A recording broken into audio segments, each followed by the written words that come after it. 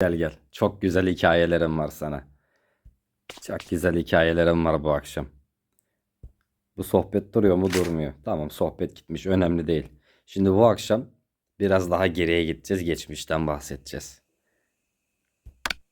Bana bugün diyorlar ki sen Kompating bölgesine, şu an görünmüyor, bot sokuyorsun kendi bölgenin rebel tarafına. Sokarım, niye? Sizden gördük çünkü. Ben sırf bot hesap açmak için, bak itiraf da ederim ben bunu. Ben delikanlı adamım oğlum, ben sizin gibi kaypak değilim.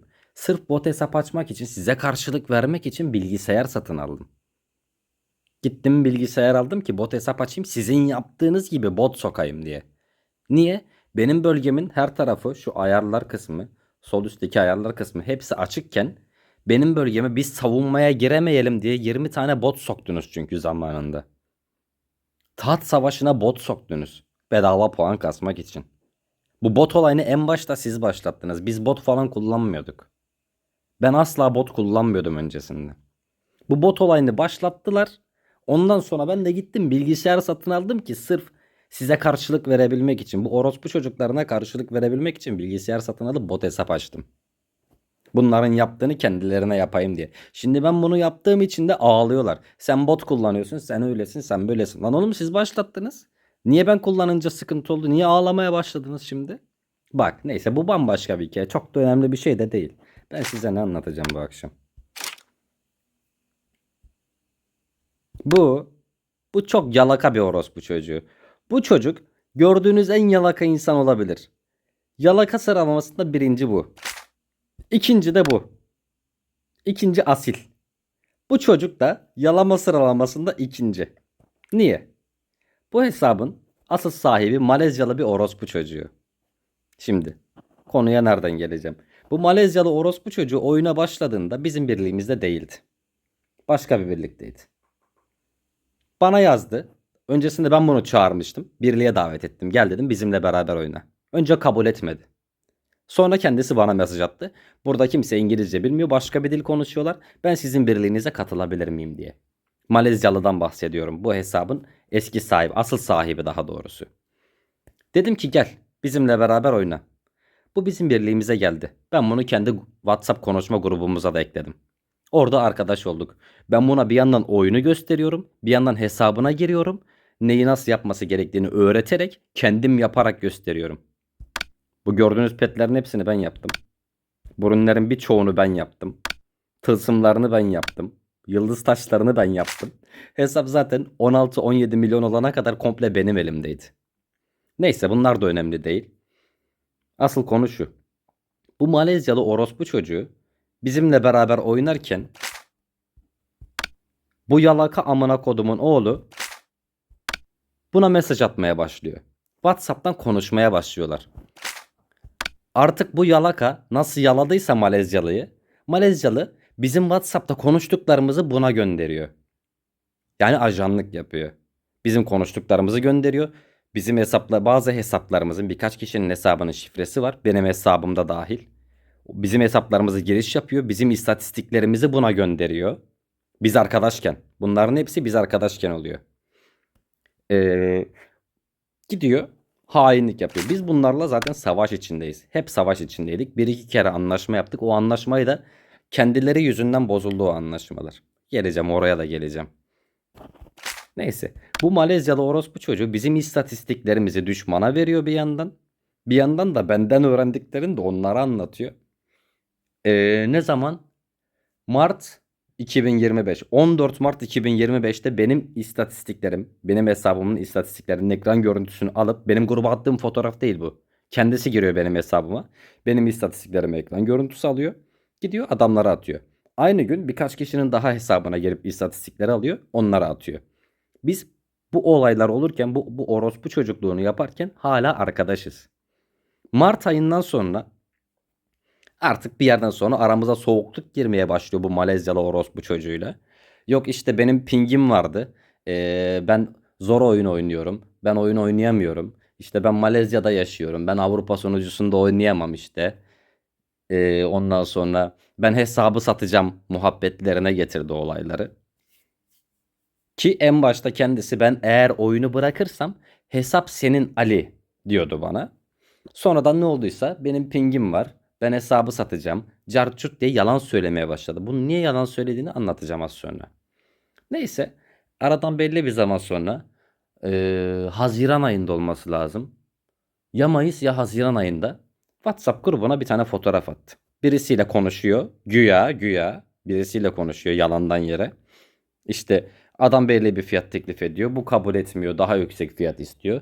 Adam başka bir fiyat teklif ediyor. Bu kabul etmiyor. Daha yüksek bir fiyat istiyor. 3511 dolara hesabı sattığını söyledi bize. Ve artık bu oyunu oynamayacağını söyledi. Malezyalı orospu çocuğu. İşin aslı ne? İşin aslı bu Malezyalı orospu çocuğu zaten bu yalakayla konuşuyorlar, anlaşıyorlar. Bize yalan söylüyor hesabı 3511 dolara sattım diye. Hesabının girişini buna veriyor. Hesabı da bunun guildine götürüyorlar. Bu çocuğa hesabı hediye ediyor. Parayla da satmıyor. Hesabı veriyor. Alsın oynasın diye. Artık nasıl bir yalakaysa bu. Neyse bunların hiçbirisi sorun değil. Bunların hiçbirisini biz bilmiyorduk zaten. Bunların hepsi sonradan ortaya çıktı. Daha sonra gelelim buraya. Bu hesap 6-7 ay önce 12 milyon 13 milyon civarında bir hesaptı. Çok da güzel, çok güçlü bir hesaptı. Mayıs veya Haziran ayında bu Malezyalı orospu çocuğu birlikten çıkıp gittikten sonra hesabı sattım diye yalan söyleyip birlikten gittikten sonra bu hesap benimdi zaten. Bu hesap sıfırlandı. Birisi girmiş bütün yıldız taşlarını, bütün rünleri, bütün binek parçalarını ve pelet parçalarını hepsini satıp altına çeviriyor. Hesaba bir sabah bir giriyorum. Hesap bomboş. 9-10 milyar civarında bir altın var. Hesapta hiçbir şey yok. Tabi kimin yaptığını bilmiyoruz. Malezyalı oyunu bıraktı gitti diye biliyoruz çünkü bize yalan söyledi. Hesabında şifresini değiştirmemiştim. Neyse.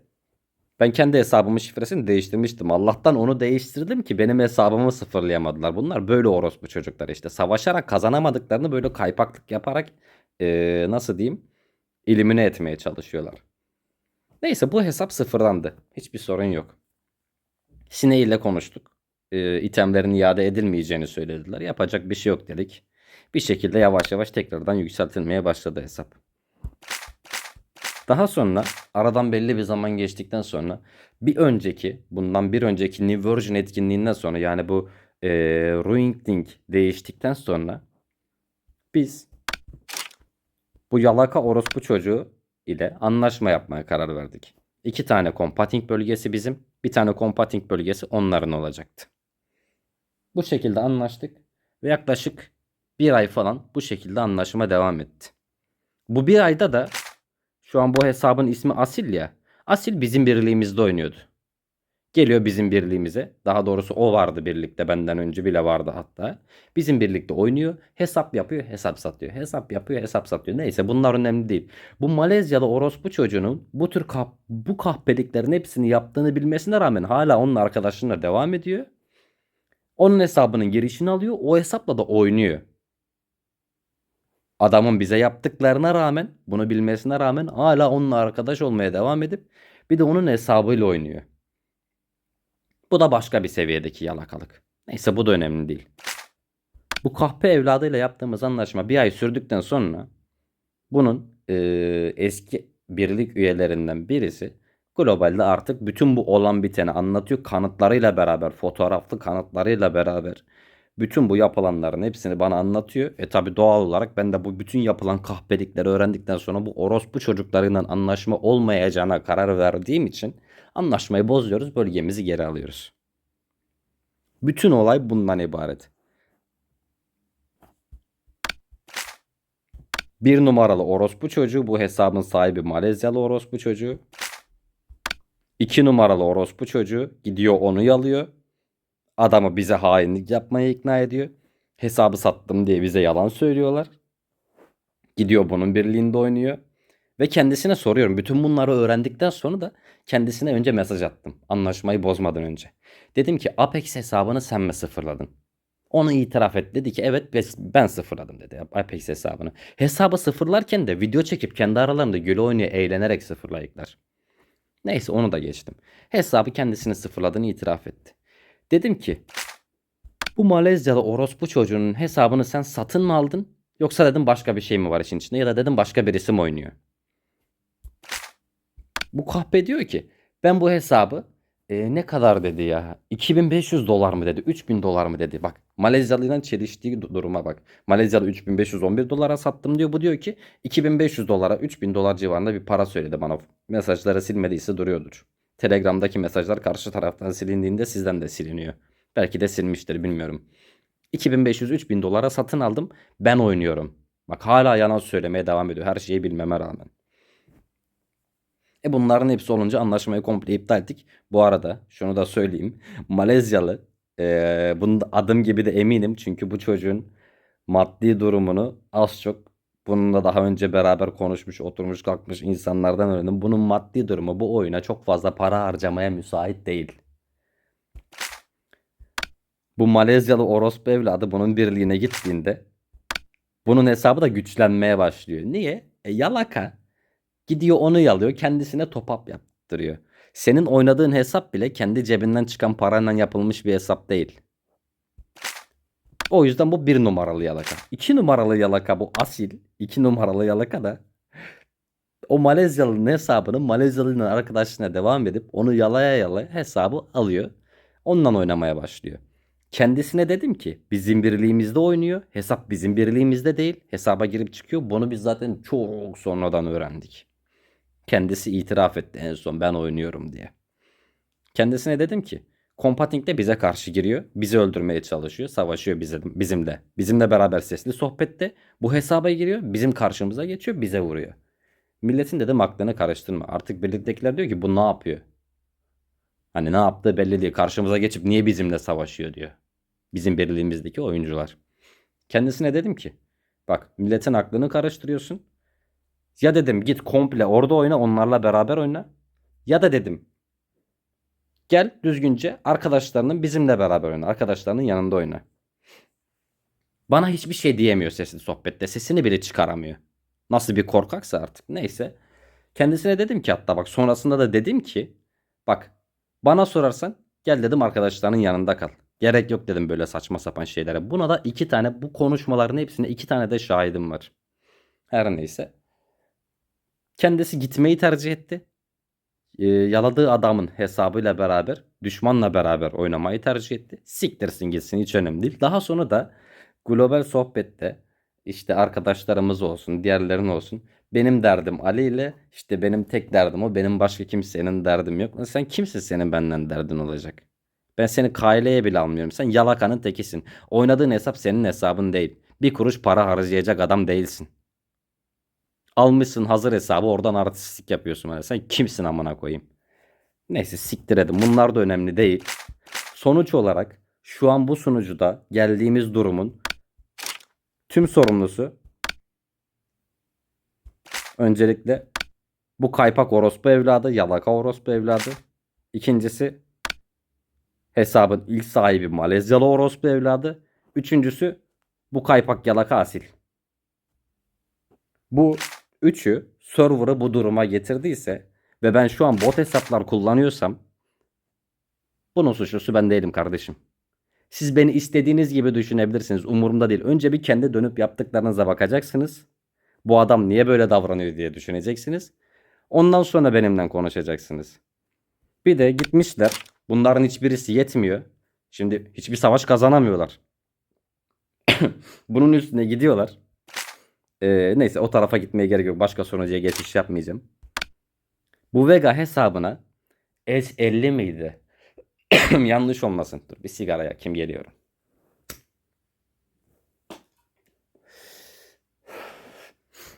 S50 sunucusunda Daddy Sleepy diye bir tane çocuk var.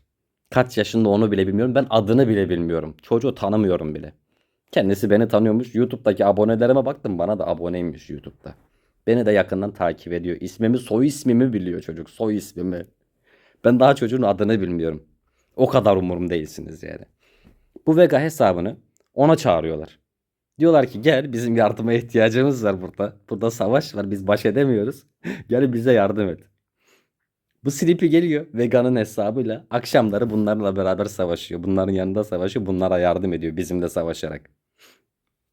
Yanlış bilmiyorsam SL'de 34 milyon mu?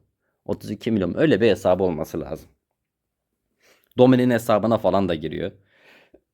Onların hesabına girip PvP oynuyor. Böyle bir çocuk. Önemli değil. Bunu çağırıyorlar. Başka sunucudan adam çağırıyorsun. Benim yanımda oynayan adamın aklını çeliyorsun. Aklını çeldiğin adama kendine top up yaptırıyorsun. Bunların hiçbirisi yetmiyor. Benim kendi hesabımın şifresini alıp yaladığın adamdan şifresini alıp benim hesabımı sıfırlıyorsun. Bot hesapları kullandığım için ben mi suçlu oluyorum? Bot hesap kullandığım da şu. Akşam örnek veriyorum. Bu sağ alttaki bölgeye saldıracağız değil mi? Buranın Rebel Army kısmına bot hesaplarının 10 tane 15 tane bot hesap sokuyorum ki biz buraya girdiğimizde burayı savunmak için dönmemize gerek kalmasın. Şimdi bot hesaptan şikayet ediyorlar. Buradaki saldırı kısmında kendi birliklerinin ismi göründüğünde saldıramıyorlar bile. Niye? Çünkü hepimiz online'ız. Saldırsalar kazanamayacaklar. Şimdiye kadar kazandıkları 4 tane bilemedim 5 tane savaş var. Ulan 3 tane bölgeyi 1,5 sene elimde tutmuşum. Sarı bölgeyi 1,5 sene elimde tutmuşum. 5 tane savaş kazandınız diye siz adam mı oldunuz? 5 tane savaş kazanınca işler mi değişiyor? 1,5 senedir zaten ben hükmediyormuşum her şeye. Bot hesap kullanıyoruz diye ben kaypak oluyorum. Ben 200'lü oluyorum. Bana 200'lü diyorlar. Bak o kadar çok konuştum ki dilim damağım kurudu. Netanyahu sizin bu yaptıklarınızı bize diz çöküp secde eder amına koyayım. Amına kodumu çocuklar. Ha bak belki de şu an Sleepy oyunda bak oyunda. Çağırmışlar Eserli'den adamı. Bunlara geliyor yardım ediyor. Galiba tam kesin emin değilim bundan. Kendi birliklerindeki birkaç tane oynanmayan hesaba da gene başka sunucudan da birkaç kişi daha çağırdılar diye bir şey duydum. Tam %100 emin değilim. Tabi bir yandan da bu vatandaştan, bu çocuktan oyun da öğreniyorlar. Sleepy bunlara tavsiye veriyor. Onu öyle yapın, bunu böyle yapın diye. Bunların hepsinin haberi geliyor bana. Ben biliyorum bunları zaten. Neyse sonuç olarak server'ın bu duruma gelmesinin sorumlusu ben değilim. Bunları size niye anlattım? Şu an global sohbette bu Sleepy geldiğinden beri. Sleepy bu çocuk bu sunucuya geldiğinden bu hesabı oynamaya başladığından beri bu bebe global sohbette konuşmuyor. Herhalde bu nasıl desem iyilik meleğini mi oynuyor dersiniz? Başka bir şey mi yapıyor dersiniz? Sesleri çıkmıyor. Fazla konuşmuyorlar. Bunun yanındaki yalamalar konuşuyor sadece. Sigaramı içeyim. Artık Sleepy'nin aklını çelmeye çalışıyorsunuz. Başka bir şey mi? Önemli de değil. Demek istediğim şu. Sunucunun şu an bu duruma gelmesinin sebebi tamamen sizsiniz. Kendi yaptıklarınızın bedelini ödüyorsunuz şu an. Ben bot hesap kullanıyorsam bu bot hesapların kullanımını siz başlattığınız için kullanıyorum. En başta eğer bot hesap kullanmasaydınız şu an ne taht savaşına bot sokardım ne Compating'de Rebel Army kısmına bot sokardım. Hadi Rebel Army kısmına bot sokuyorum diye ağlıyorsunuz. Kendi birliğinizin ismi buradaki saldırıda göründüğünde niye saldıramıyorsunuz o zaman? Niye yemiyor? Anca boş boş konuşuyorsunuz. Tek derdiniz elmas olmuş. Şu an benim birliğimin içindeki oyuncuların hiçbirisinin derdi elmas değil. Hiçbirisi elmas için burada da değil. Ama size bir ay elmas verilmesin, oturup ağlarsınız, oyunu bırakır gidersiniz. Bir tane bölge vereyim diye, bir tane bölge. Bakın, bir tane compating bölgesi vereyim diye ayağıma kapandınız zamanında, ayağıma. O da kim? Tabii ki bizim bir numaralı yalakamız. İki kere mesajların bir kısmını sildi, bir kısmı duruyordur belki de. Ayağıma kapandı. Bir tane bölge almak için. Benimle anlaşma yapabilmek için. Sonra bu değil. Bu Malezyalı piçi yanına almak için muhtemelen onun da ayağına kapandı. Artık neler konuşurlar onu bilmiyorum. Asil'i zaten biz siktir ettik sayılır. Bunu da yanınıza almak için ayağına kapandınız mı? O kısmını bilmiyorum işte. Onu bana da söyleyin biliyorsanız. Yorumlar kısmına yazarsınız. Video bu kadar. Anlattıklarımı artık etraflıca düşünürsünüz. Şu an niye bu şekilde oynadığımızı da artık bu konuşmadan bir çıkarımda bulunursunuz. Beyninizin %1'ini bile kullanıyorsanız zaten artık niye bot soktuğumuzu, niye böyle oynadığımızı az çok tahmin edersiniz. Herkese iyi geceler, esenlikler.